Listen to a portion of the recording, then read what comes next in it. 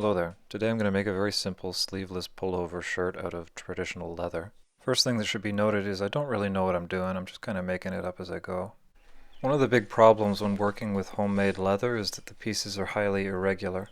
This sometimes makes it difficult or impossible to use a pattern that's not specifically designed for the pieces that you have available. Ideally, you'll examine your material and come up with your own pattern to suit the pieces. However, this can be very difficult if this is your first time making a garment of this type. I've never made this specific type of shirt before, so I'm mostly just going to be improvising, muddling my way through it, and identifying problems and then fixing them. It's not so much a shirt making tutorial as a free jazz tailoring demonstration. That out of the way, let's get going. First thing we need are two measurements, the top of the collarbone to the navel, and then the body's circumference at the shoulders. Because of how you get into a pullover shirt, the narrowest point on the shirt, the waist, has to be wider than the widest point on your body, the shoulders and chest. I'll use a belt to measure this, adjusting it until I get it right, and then I'll just measure the belt. Now we need to take stock of our materials and lay out our pattern on the leather. This is the worst stage of the process, it just takes forever. Just asking yourself over and over again, how do I get what I want out of what I have? Okay, none of these leather pieces are remotely adequate, how the heck do I make them work? To begin with, I'm just going to mark the largest square I can get on the piece of leather. Then I'm going to mark some centers. Make sure that you only draw on the ugly side of the leather, the side that's going to be facing inwards. I didn't film a clip for it, but I'm comparing this against my other leather pieces. You want to mark out an area on both the pieces which is more or less the same. Now I'm going to just start cutting away some of the unnecessary material. This is always the scariest part of the process. Don't cut any leather off unless you're absolutely sure you don't need it. Measuring down from what will be the collar, I'm going to mark the navel. Use this to determine the width of the panel. The width of the panel at the navel needs to be half the circumference of the body at the shoulders. Otherwise you won't actually be able to put the shirt on. Once I've got this marked, I'm cutting the one side off square. After which I fold the panel over to mark the other side so that both halves will be symmetrical. The shirt is also going to need some cutaways for the arms, so I'm just going to use a natural curve in the leather on the one side and copy that on the other side. I now have the basic shape of the panel, so I'm just going to fold it over again, make sure that everything's as close to symmetrical as I care to make it. It's important to remember that you're not going to get the symmetry perfect.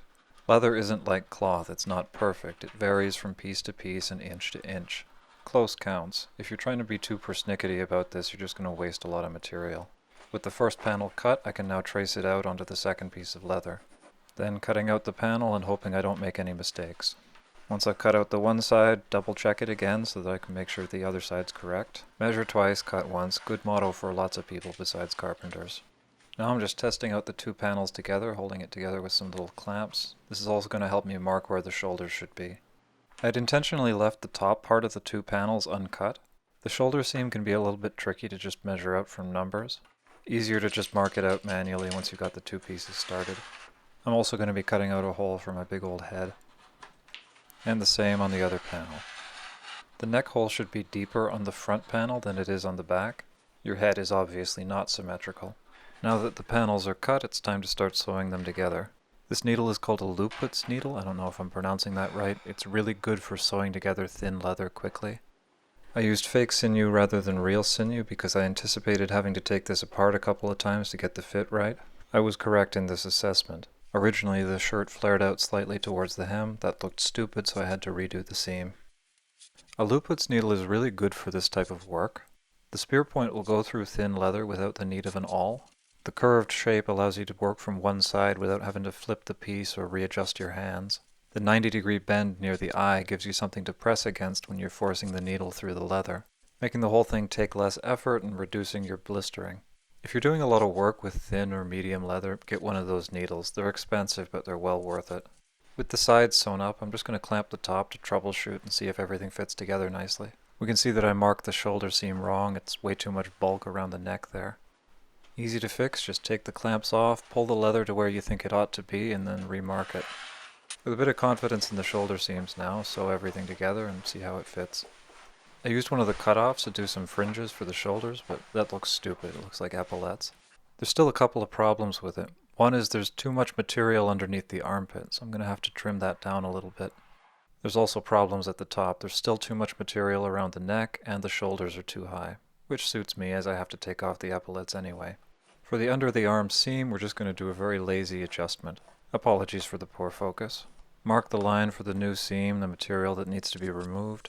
Then just start stitching, leaving the old stitching in place to hold everything together. Once that's all done, I'm just going to snip off the unnecessary material. You want to make sure that the two lines of stitching have a little bit of overlap so that you can undo a little bit of the old stitching and tie it off. Once again, after every stage, put it back on, identify the problems, try to figure out how to fix them. I seem to have got the shoulder seam working nicely enough, but now the two halves of the armholes don't line up, so I'm going to have to trim them down. Test, mark, trim, repeat. Test, mark, trim, repeat.